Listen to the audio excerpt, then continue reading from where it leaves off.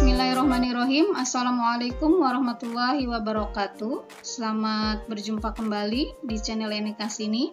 Pada kesempatan kali ini saya akan menjelaskan materi fisika yang berkaitan dengan konsep kalor, khususnya tentang pengertian kalor dan pengaruh kalor pada benda. Kita langsung ke materinya. Yang pertama, apa itu kalor?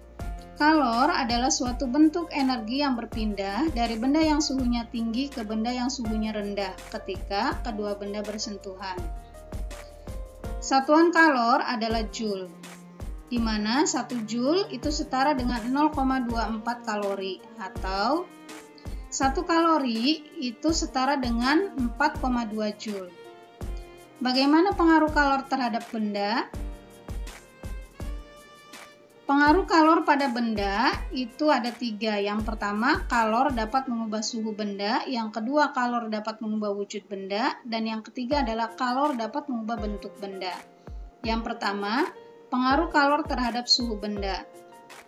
Kalor dapat menyebabkan perubahan suhu suatu benda.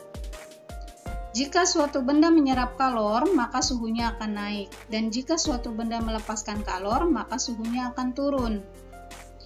Contoh, di sini ada air panas, awalnya suhunya tinggi. Ketika dia dicampur dengan es batu, maka air panas akan melepaskan kalor dan suhunya akan turun.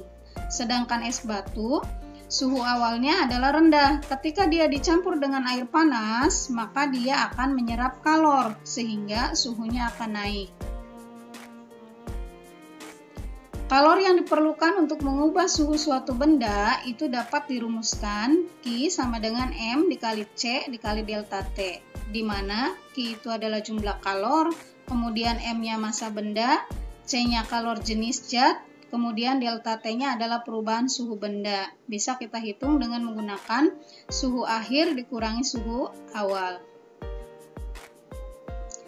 Contoh pengaruh kalor terhadap suhu benda. Di sini ada soal, berapakah kalor yang diperlukan untuk mendidihkan 1 kg air jika suhu awalnya 25 derajat Celcius sampai 100 derajat Celcius dan kalor jenis airnya adalah 4,2 dikali 10 pangkat 3 Joule per kilogram derajat Celcius. Di sini diketahui masanya 1 kg, kemudian C-nya 4,2 dikali 10 pangkat 3, suhu awalnya 25, suhu akhirnya 100 derajat Celcius, maka kita hitung berapa selisihnya. 100 dikurangi 25 itu adalah 75 derajat Celcius. Baru nanti kita masukkan ke perumusan Q sama dengan M dikali C dikali delta T. Kita masukkan angka-angkanya. Masanya 1 kg, kemudian C-nya 4,2 dikali 10 pangkat 3, delta T-nya adalah 75. Kita hitung 1 dikali 4,2 tetap 4,2 dikali 75 itu 315, kemudian pangkatnya ini tetap 10 pangkat 3. Oke, ini kilogram bisa kita coret, Celcius dengan Celcius juga bisa kita coret, maka satuannya di sini adalah joule. 10 pangkat 3 itu bisa kita rubah menjadi awalan kilo. Jadi di sini kalor yang diperlukannya adalah 315 kilojoule. Yang kedua, pengaruh kalor terhadap wujud zat atau wujud benda. Kalor selain dia merubah suhu benda, dia juga merubah wujud benda. Di sini ada 6. Yang pertama itu melebur atau mencair, kemudian menguap, membeku, mengembun, menyublin, dan mengkristal.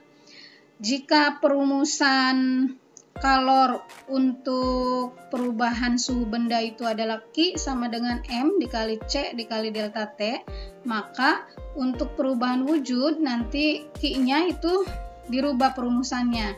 Untuk yang mencair itu perumusannya adalah Q sama dengan M dikali dengan L, di mana L itu adalah kalor lebur. Kemudian untuk yang menguap perumusannya menjadi Q sama dengan M dikali U, di mana U itu adalah kalor uap.